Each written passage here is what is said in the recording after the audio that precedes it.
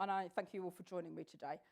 So first of all, we're talking about piecing the puzzle together and how collaboration prevents revenue leakage with specific interest to rebate management. But I just want to give a little bit of background as we go along. We start to build up that journey. So first of all, you know who I am now, and that was a great introduction, so thank you very much. And the MBE is it's a member of the British Empire that you're just given. So it's a big award system in the UK, and it's just to recognise for achievements, and mine was for females in technology. So a very proud moment for me and my family. So who agrees that you can achieve great things with collaboration? So show of hands. And it's been a massive theme coming out of this conference already, hasn't it, in the last few days? So Alex even opened the conference with an able strapline of "we succeed together," which how true is that? We then went on when Andrew talked about the 3 components of a successful platform around comprehensive, controlled and collaborative, all to make a good platform. And then we talked to Dirk, and he was saying that everything's changing and we're in a rapid pace of change, and that we have 3 forces: internal, external and people. And again, it's about collaboration and bringing those things together. And 94% of executives actually view innovation partners as necessary, and that came out of the Harvard Business Review. And why is that? And I think it's the opportunity. And here again today, we can see that we've got partners in the audience and out in the foyer. And what we do is we leverage those external resources, and it really does accelerate innovation. We don't have to innovate everything. We have to join and collaborate with our third parties to help us be the best at what we can. Let everybody be their own specialism and bring them all together. And what that does, it accelerates innovation for us. We're not reinventing the wheel. It also mitigates risk. It expands our market reach into other markets, other sectors, and it drives sustainable growth for our organisation. Companies that promote collaborative working are 5 times more likely to be higher performing. I mean, 5 times is significant, isn't it? And why wouldn't we want to be 5 times better? And the synergy of those diverse perspectives, when we bring people together, even within our own teams, they enhance our problem-solving capabilities. They increase engagement and motivation. It gives us improved communication and teamwork. We talked about change in the last session. And in that session, we talked about having that common and shared goal. And if we come together, we've got that cohesiveness in those relationships. And the factors that control a higher performance, innovation and success in today's dynamic and competitive business landscape, we're moving so quickly. The more competitive we are, the more collaborative we are, we can move forward together faster. And we tend not to collaborate when there's not an incentive. And whilst money is a prime motivation and incentive for collaboration, other factors such as motivation, that shared common goal, trust and a supportive work environment also play significant roles in fostering that overall collaboration. And collaboration isn't new, is it? There was an ancient Greek philosopher who came up with the quote, "The whole is greater than the sum of its parts." And that was like centuries ago. But we don't still all collaborate.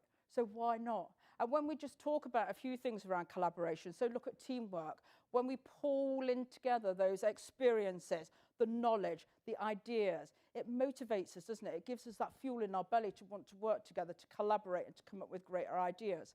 And my acronym for team is "Together Everyone Achieves More." And again, back to that same old quote, isn't it? But we do achieve more when we're together. You take music and a choir. When you listen to each instrument, each voice, you know, they're great, but they're not as good as when it all comes together. And when we hear those harmonies and those, you know, different sounds of the instruments, those different voices, those melodies, and we put them together, all of a sudden, we're listening to something that's fantastic. Animals, plants, microorganisms in their ecosystem, they're coming together each day, they're living off of each other, they're interacting with each other, and what they're doing is they're creating a balanced and thriving ecosystem. And isn't that what we're trying to do here with rebates? It's exactly the same thing. And it's more resilient and more productive when we come together in that way. But the combination of collaboration and the synergy of individual elements can create great outcomes. They're more impactful, they're more valuable than the sum of their individual collaborations. And that's what we talked about many decades ago. And my question here today at the end of it is, so why aren't we doing it? Or why aren't we doing it better than what we are today? And we're going to now go on to rebates. And we're talking about rebates without automation. But I also want to talk a little bit about my background and my journey. So Spend back to 1986 when I left school. I know I don't look that old. 1986 when I left school. And I trained to be an accountant. And in those days, an accountant was an administrative function. It was a bookkeeper. We were still writing on big red ledger books. We were adding up on tilly rolls. We had, mainframe computers. Big printouts would come and we'd be highlighting the bits that were important on these 1,000 pages that we'd be going through. And that automation wasn't there, but we were administrators. We leapt forward into like the 90s, and suddenly we were getting more data out of our mainframe. Systems were improving, and we could do things quicker and easier. Then EDI and things started coming in, so we weren't no longer inputting invoices. They were actually being inputted into the system digitally for us. We leaped forward further and ERP started to come about, and then you could just push a button and suddenly your management accounts would be delivered on day 3, not 1 month after reality. And when you're looking at reality and the history backwards all the time, we can't change history, can we? So if it's not timely enough, there's nothing we can do about it. So we want things to be timely, we need them to be automated. Then we look forward now at finance. Finance aren't bookkeepers, they're not administrators, they're business partners. They're looking at driving strategy and the direction of that organisation. So we've like reinvented the wheel there, and we have sort of like trailblazed that into a new generation. Whereas actually with the rebates part of it, it's a specialist area, and we haven't quite got that completely everybody on board about why isn't automation great. So I'm going to talk to you about why it isn't and then why it is. So, come with me on this journey. So rebates without automation. So we go away and in our silos, we go and create our strategy. And typically this is a one-on-one relationship, maybe not clear across the organization. But what happens, and I'm going to tell you about a few experiences that I've come across in this journey where we work in these silos. So you've got commercial teams, you've got buying teams going away and creating these across the supply chain. And I did some work with a large tier 1 bank. And you would be surprised what I actually found. So their spend per annum, procurement spend, £26 billion. Of that, we identified 2 categories. Those categories were IT and facilities management. So we looked at those categories in the agreements that had been created. And in most cases, they had just been put into a drawer and nothing ever came of them. The revenue wasn't collected.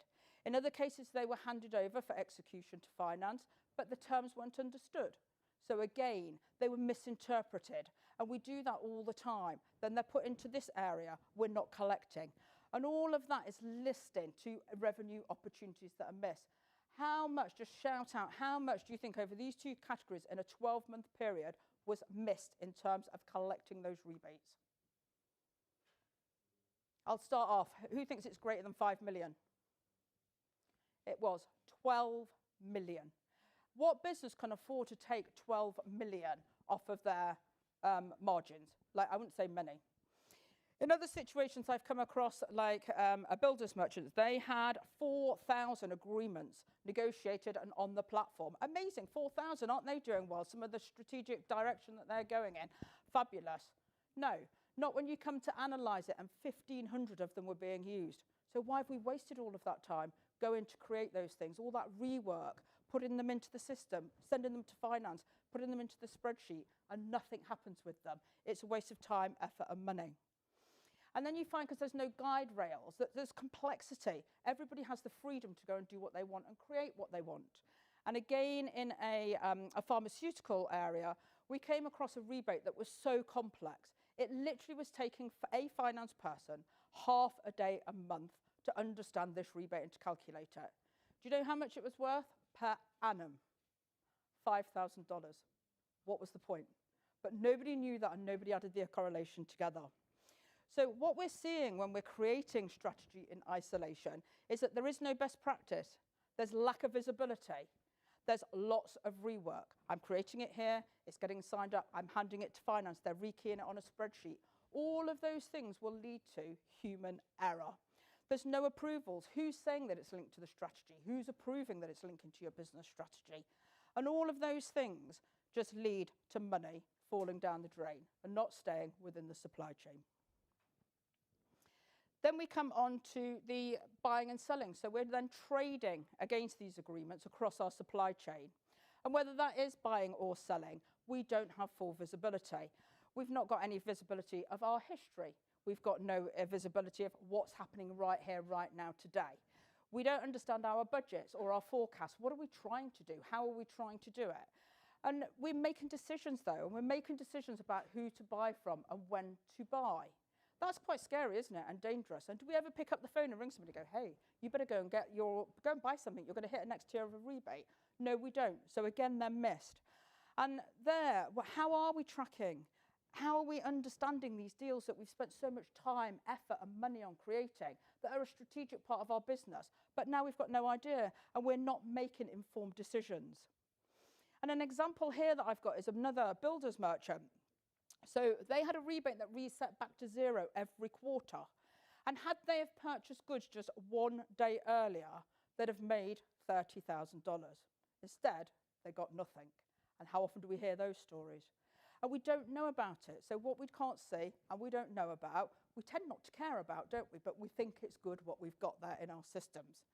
And we don't take into account other factors. So I've also seen rebates used in a bad way, where procurement are motivated by the level of rebate that they bring into the business.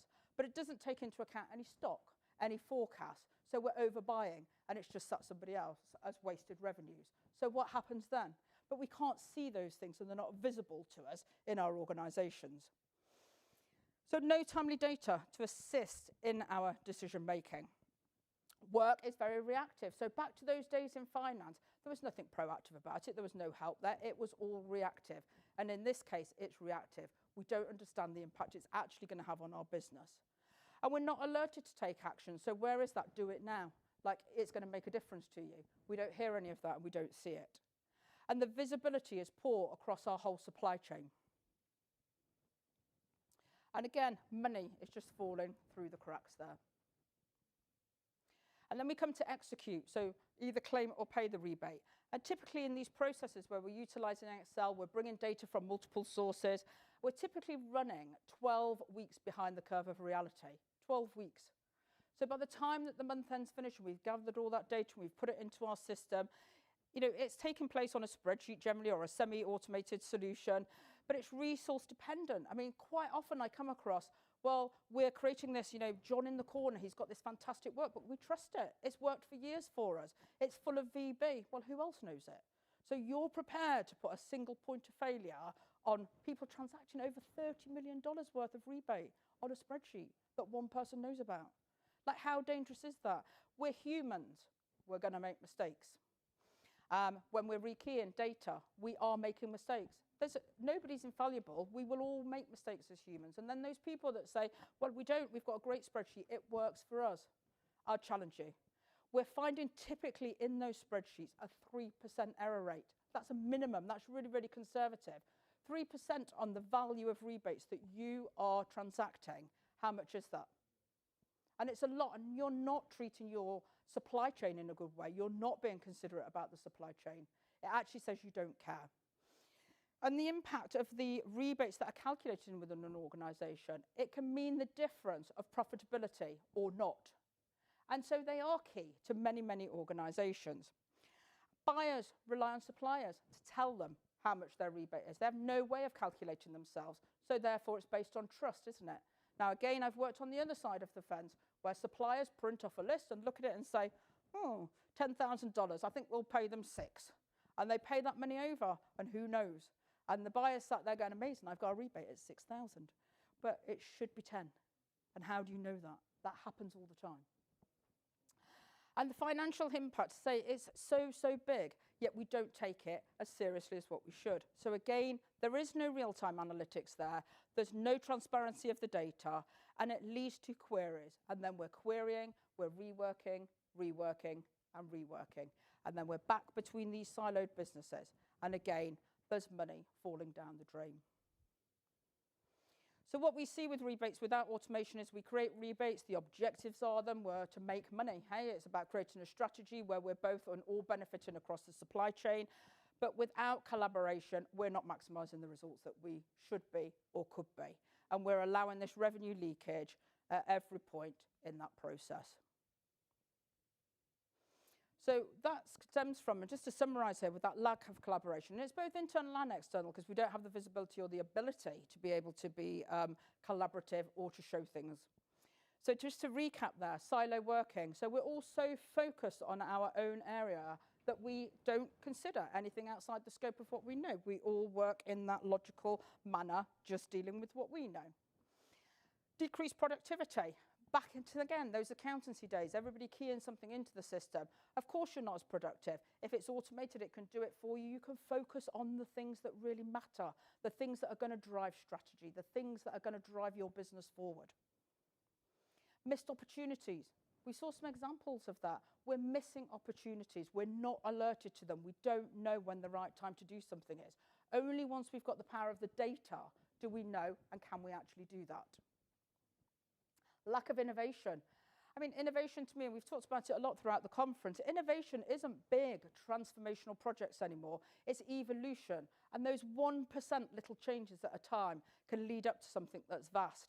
But if we can't see it, how do we improve it? How do we innovate it? If we're not seeing a whole, we can't actually do that. Cross-supply chain problem solving. So where are we suffering? Where are our weaknesses? How do we collaborate and bring that problem solving together to develop improved solutions, to enhance what we've already got out there? And again, over the last few days, we've heard about, enabling the different iterations that they've had, and 84 improvements over the last, year. Well, they haven't come from the internal guys thinking, hey, we'll make these improvements. It's about collaboration across that supply chain. What are people needing? How do we expand into a new market? What can we do here? Duplication of effort. So every time we duplicate, we leave the room for error. We leave the room to make mistakes. A lack of synergy. What is the synergy? Because we've said that we're doing this and it's all about the synergy and to drive results.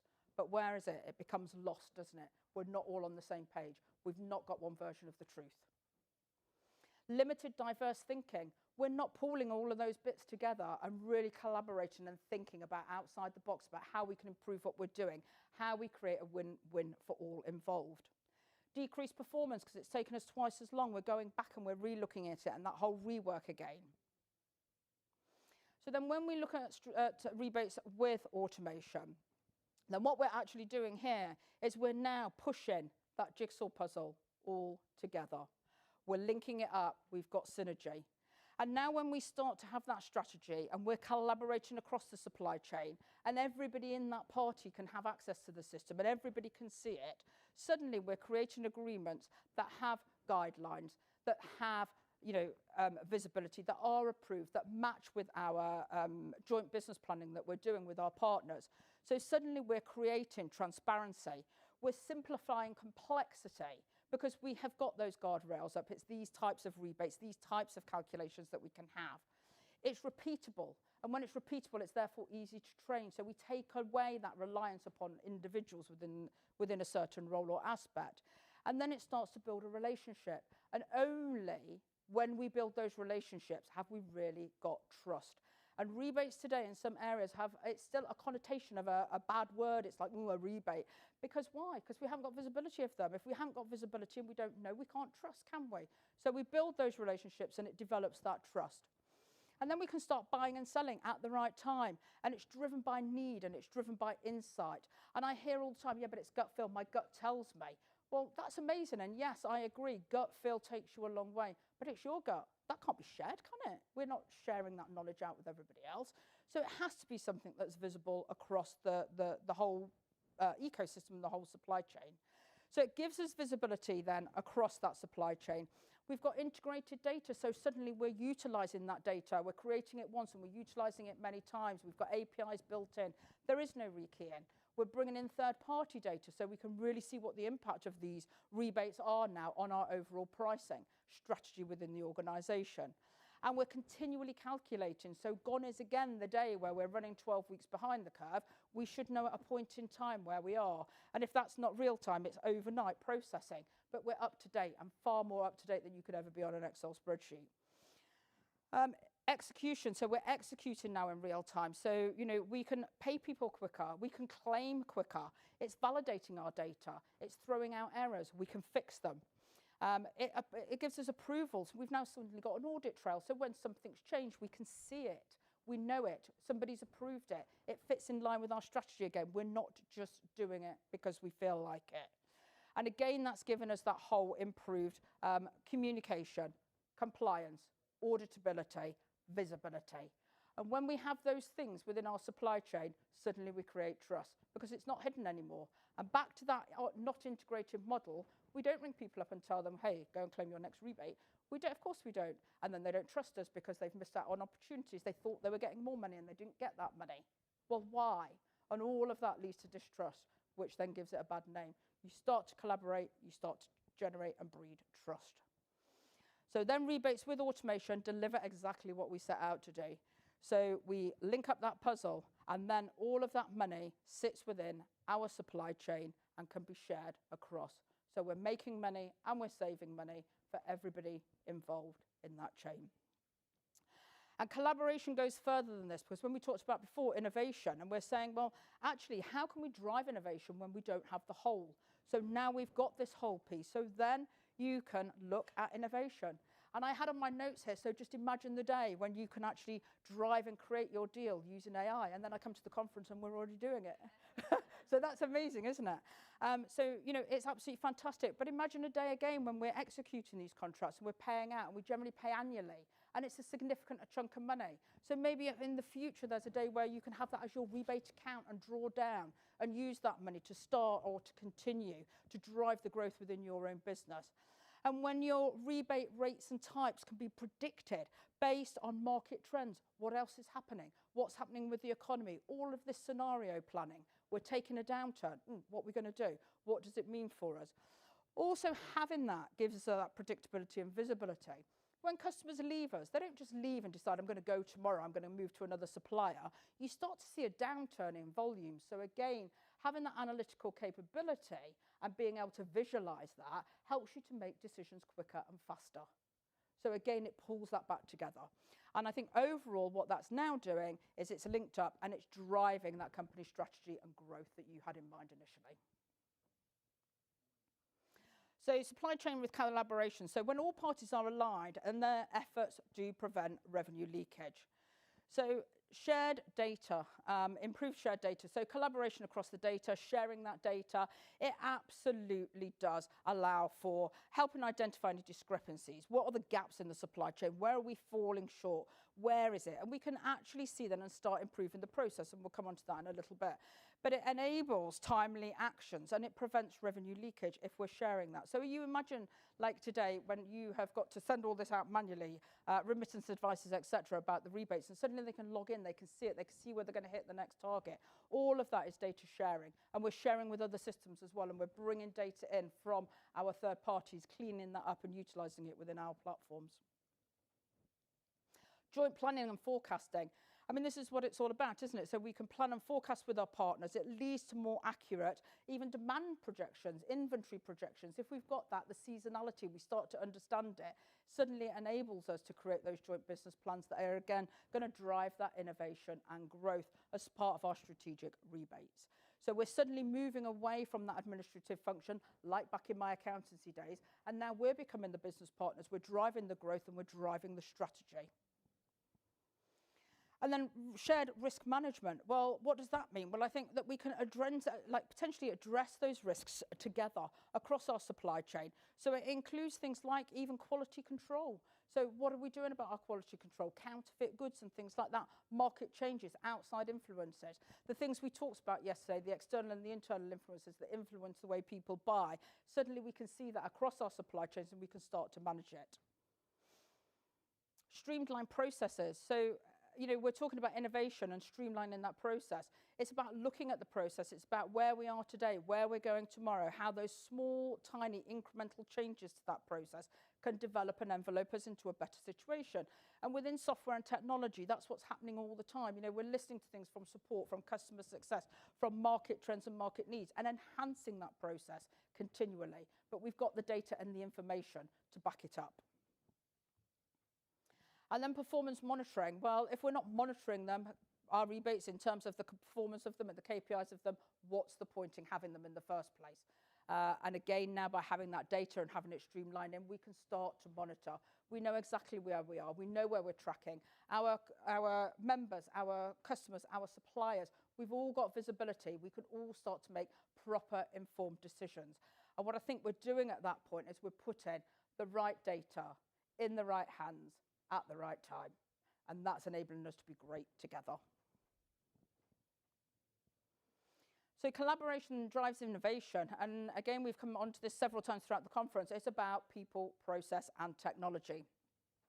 So we've got people that we're pulling together, their creativity, their problem solving. We're collaborating and we're knowledge sharing, all of those different experiences from different sectors. So you'll have, this is the way we do it in our sector. This is what we've always done. Well, great, but how about a best practice from this sector? How about listening to somebody else? And so collectively, and that's why we're all here at this conference, isn't it? We're rebate strategists that are listening and learning from each other continually. We're doing research and development about how things are progressing. What's the world doing in terms of things like AI that we've talked about, machine learning, data cleansing activities. And we're continually learning and adapting. And that goes back to the change management perspective, is that if we're not continually learning, adapting and changing, we're going to be static. We're going to be overtaken by our competitors. And we have to have a user-centric approach. It's not about us, it's about who's using our services and what are we delivering for them and how are we making them feel. Back to that emotional tug, that's what people have. They buy with emotion and they feel that emotional connection to something. And then we've got the process. If we've got a process that's streamlined and organised, suddenly we can identify those problems.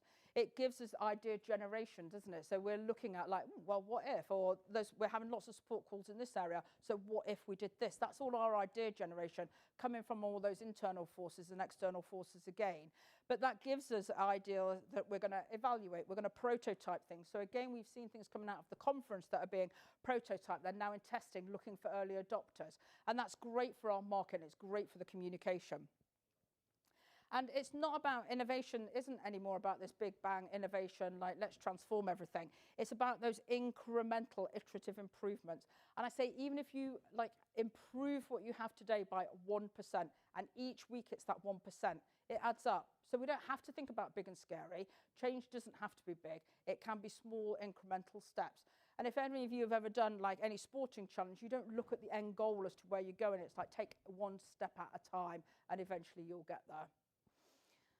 The technology, so technology is an enabler. If we don't have the people on board and the processes aligned, the technology isn't going to work, is it? But the technology is an enabler to make all of this happen and enable it to become streamlined, efficient. It gives us the opportunity to open new markets. It improves the user experience and it accelerates us as a company.